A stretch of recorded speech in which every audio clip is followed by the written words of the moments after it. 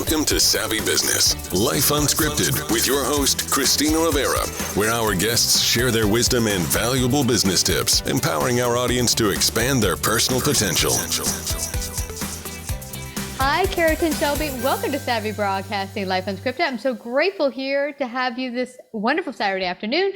We're going to talk about top tips for business owners to repair their business's credit. I'm sure it could be correlated probably to some people's personal credit if you don't have a business.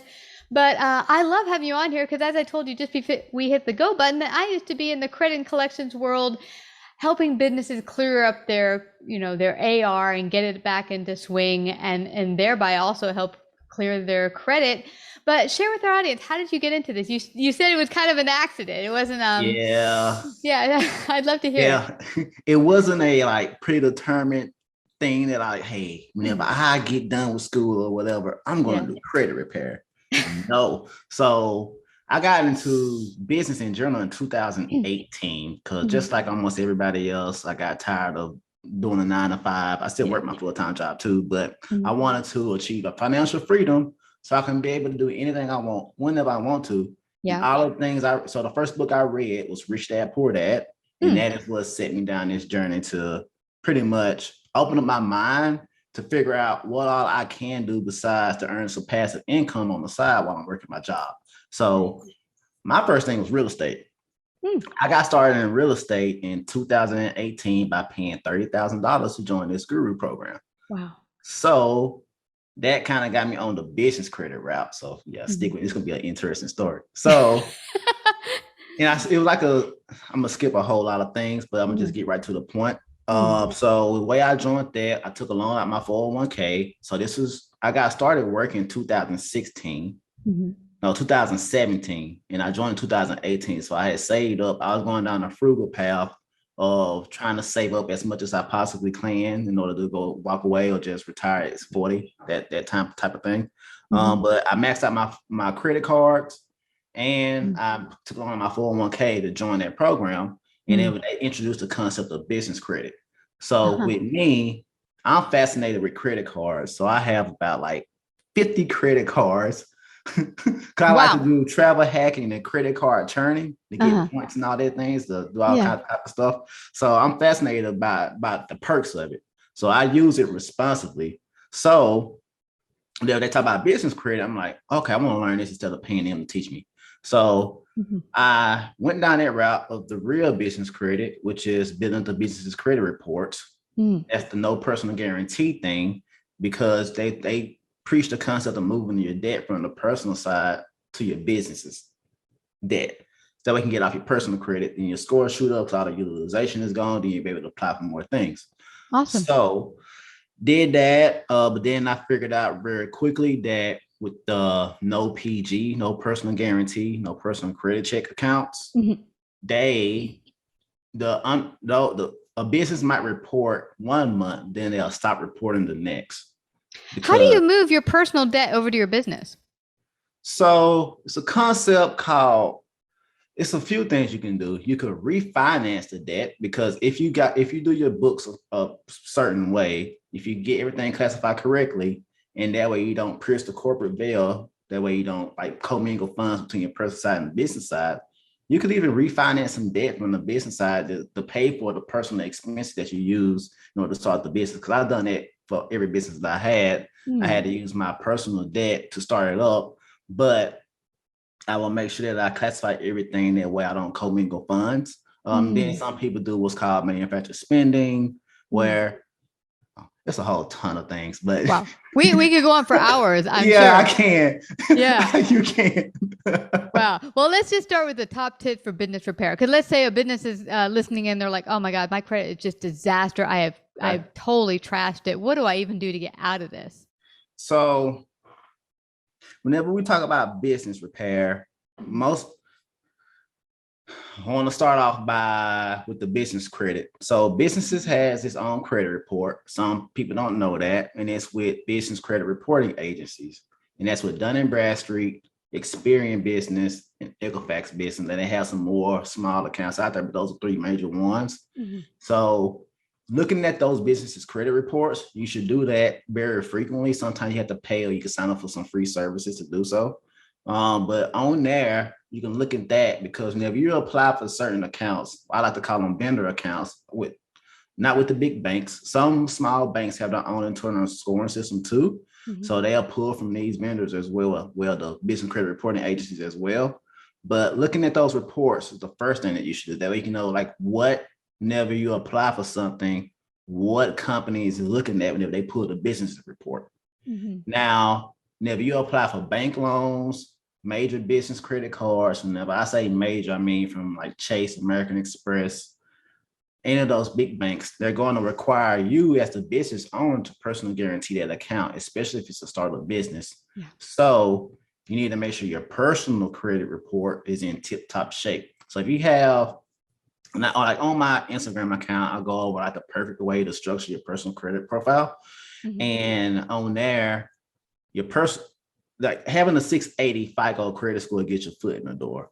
But the higher the score is, then the higher the likelihood of you getting applied for accounts.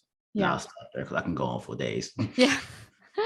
Well, let's say someone's listening in and they're like, oh man, I totally trashed my personal credit. It's like in the 500s. Okay. What do I even do to get it up so then I can therefore build up my business credit? Oh yeah, let's do it. So we have a lot of things. First, what you can do is pull your credit report to see what's out on there. Now, you can get accurate snapshots of it. You can get your free reports, especially since COVID happened, on annualcreditreport.com. You can go there. They used to do it. You can only put the reports once per year. Now it's like once every week or so. Wow. So you can go there, fill out your accounts, you answer all the personal identification questions. You put your reports from Experian, TransUnion, and Equifax, because on there it's going to list out everything in complete detail. So you want to find the things that's negative on your reports. So once you see that, you can actually dispute those accounts for yourself. Mhm. But let's say you don't have no negative items on your report, but your credit score is still low. Because this is a few of my clients, that's what they have. Yeah. You probably most likely have high credit card utilization, because that's what happened to me. Yeah. Whenever I had joined this program, my credit score was like at a 750. When I maxed out my credit card utilization up to like a 90%, it dropped all the way down to probably like a 640, for example. So it was maxed out. Yeah. So if that's your only issue, what I recommend, this is what I did, you can take out a credit card consolidation loan, use that loan to pay off your credit cards. That'll lower your utilization. That'll actually shoot up your credit score. So that's one thing. And then like your credit report is made up of 5 different key things. You got your payment history, makes up 35%, utilization is 30. And you have the average age of open accounts, that's like 10%. And you have the total number of accounts that you have that's open on your credit report, it's like another 10%. I'm not doing math right now, so my numbers might be off. But then you had a number of inquiries on your reports, pretty much like how many times you go issue for a loan. Hard hits or soft hits, that type of thing. The hard inquiries, thank you for specifying that. The hard inquiries is the ones that shows on your credit reports. You also have soft inquiries too. You probably have like hundreds on there. Now, the soft inquiries would be like maybe AT&T checking to see how you're doing or something like that. It's not like an actual credit card. Once you start, filling out credit card forms all over the place, that's a hard hit, because then they know you're looking for cash. That's correct. And the soft inquiries too, and if you sign up for free accounts with Experian and Credit Karma or Credit Sesame, if you put your credit report, you'll see they have all those soft inquiries on there. Because that whenever you try to do the free check, whenever you do the free checks, even on your banking apps, you'll see all those soft inquiries on your report. Now, I'll go into this detail. I didn't want to, but in the credit repair side of things, we have knowledge of the FCRA and the FDCPA. So there's a section in the law that states that if any one of those banks do not have permissible purposes, which is 15 USC 1681B, to pull your personal credit reports, then you can fine them for $1,000 for each negative remark. Whoa. Yeah. That's good information to have. Now, what I'm liking about what you're saying here is it seems like the biggest impact that you're going to have is overusage of your credit card. Payment history matters a lot. Okay. And So if you keep your credit, if you bring it down and use less of it to, maybe 10% and you pay consistently on time, those two things alone will bring up your credit. yes, because those are the ones that weighs the most, because that's Yeah. 65% of your overall credit score right there. And Mm. if you get, and that's with the personal credit cards, so that's going to report.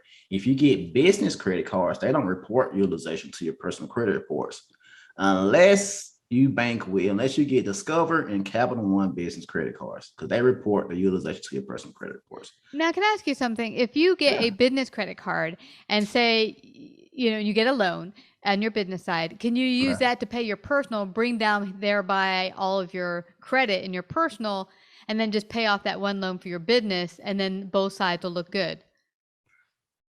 Or is that not a good option? What do you think? I'm going to say, all right, I'm not a CPA, I'm not a financial advisor, Yeah. so take what I say with a grain of salt. Now, you could, Mm-hmm. if like what you did on the personal side was for business expenses. Okay. Yeah. That's what I did, because it was for Yeah, that business makes sense. expenses, so it's Because a lot of people categorized. get their business going and they use all their credit cards, like what I did Exactly. when I started. I used That's maxed out all exactly my what credit I cards. Yeah. did. Mm-hmm. So That's then exactly what I did. since all of what you did on those credit cards were for your business, now you get a business loan, you pay off those personal line. Now you're just paying off what you strictly did for business.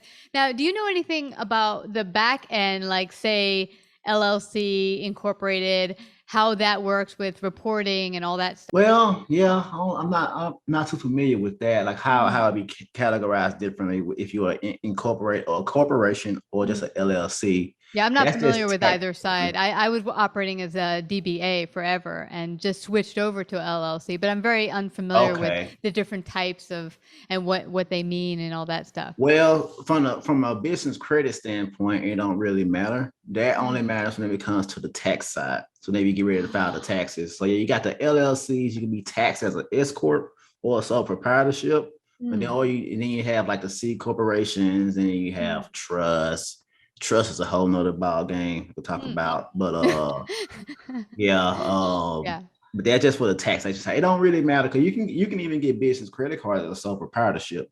Now, you won't have the protection that the LLC would provide, because you're still doing a lot of business in your own, even if you just have a sole proprietorship. Well, that's the whole reason I think people switch over once their business gets profitable to LLC or Inc. is because at this point you want to get as much of you want to protect your name, your personal name. Yes. So if the business goes under for whatever reason, COVID happened, now I'm not making any orders, now it's not going to strip your whole personal credit and personal history. It'll affect your business only. And if God forbid you have to declare bankruptcy, it would be declaring bankruptcy on the business, not on yourself. So whenever in the beginning, I was talking about business credit and like vendor accounts where you can get approved for with no personal guarantee. Yeah. So when I say no personal guarantee, that means that the business owner don't have to personally guarantee the debt, which means they're not liable if the business were to file bankruptcy for that debt, and they don't have to do no personal credit check and they to get approved for it. So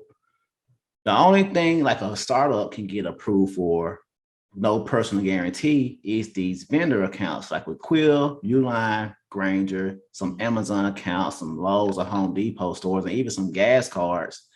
Once you build up the business credit report, because you got to go work with accounts, or I like to call them vendors, but stores that reports to Dun & Bradstreet, Experian, Equifax. Gotcha. The business credit cards don't report to Dun & Bradstreet, Experian, and all those other ones. So you would have to personally guarantee those. So if you do have, Lord forbid, file bankruptcy on the debt on your business, then you will still be liable for the debt if you have business credit cards, like with American Express and all those. Now, because it's three different ways I like to categorize the business credit. You got the like three different steps. So the first one, the lower level, is the vendor accounts, no personal guarantees, where you can just build up the trade lines, because you can even get approved for business vehicles.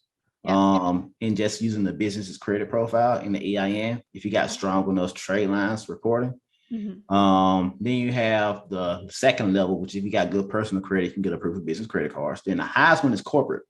So with corporate, if your business makes over $2 million in revenue, the LLC or any corporation or how you got it set up, it's over 2 years in history, and you have like a paydex score established with Dun & Bradstreet, then you'll be able to get approved for those business credit cards without using your personal credit. So well, you know what I'm seeing here, Keritan, is it looks like it's a structured level where you build your for the banks and the credit card people a certain how do you call it, that they can trust you. Like when I first got started in my early 20s, I had zero credit, personal credit. And I got this Finger Hut. You remember Finger Hut? It's a vendor. And they said, hey, congratulations, you got $500 credit. Well, I used them for years to buy little things around the house. I was very good about paying them off the $5, $10 a month. And that's essentially how I began my credit card personal history. And so then you build it up and okay, you're responsible, you're paying on time, you're not overusing your credit, and then you get more and more deals from other credit card people and whatever. And so what I'm getting from you, the 3 tiers, is that the last tier is once you build your business and you have enough revenue behind it. But before that, it's even building your levels where okay, now we can trust you because now you've proven yourself, you've gotten the lower level of vendors and as a business, and you've shown that hey, I'm a good creditor and I pay things on time. We can now up it a little bit and give you the business credit and all that jazz. That's correct. Okay, awesome. Well, this is helpful. Now, I love that. Let's say someone's getting started. You mentioned something very important before. You're in bad arrears and you're and you want to fix and repair your credit. You had mentioned that they can get a loan, like one loan to credit consolidation to pay off their debt. Now, from my understanding, when you do that, doesn't it shut down your option to get any other credit, or you're kind of locked in? How does that show on the back end as far as you taking a credit consolidation loan to pay off your bad, business debt? Well, I wasn't talking about business debt. I was referring to credit cards that you might have. So if you just have a lot of credit cards. Now, yeah, what you're saying is it's a program that most people sign up for to help consolidate those delinquent credit cards. Now with those, yes, it'll be very difficult for you to get approved for anything unless you get that removed from your credit reports. Okay. So you were just talking basically just getting a loan, period, not working with an agency, because that's the problem. I think when you work through these agencies and they consolidate for you as a third party, that's when you kind of lock down your credit. I think you were referring to just getting a loan, period, to pay off all the credit, and then boom, stay away from using those credit cards, let your credit history build up, and then work from there. That's correct. Because the company that I had worked with was Upstart.com, so it's like credit card consolidation loans. So yay. With those. Yeah. Well, that's great. You've given so much food for thought, both personal and business. I know that anyone struggling out there can begin to work on that. First, pull your credit history and get an idea of snapshot of where you even stand in the credit world. And then you can start to make strategies to get yourself out. Keritan, where can they find out more about you and your business, JMS Consulting Firm? How can they find out more about that and work with you? Yeah, so you can find me on all social media platforms. My personal social media profiles is my name, Keritan Shelby, on Facebook, Twitter, Instagram, and LinkedIn. And my business account for JMS Consulting Firm is on Facebook, Instagram, and Twitter as well at JMS Consulting Firm. Awesome. Well, I thank you so much for coming to share your great wisdom today. I know you're going to give a lot of feedback to our audience and make them feel rest assured that they can begin to build their credit again. Thank you so much for coming to Savvy Business. Thank you. Appreciate you for having me. You betcha. Like, subscribe, and share this episode. To listen to more savvy episodes and savvy biz tips, go to www.lifeunscriptedradio.com. To find out about our paid sponsorship opportunities or how to become a guest, email Christina at lifeunscriptedradio.com.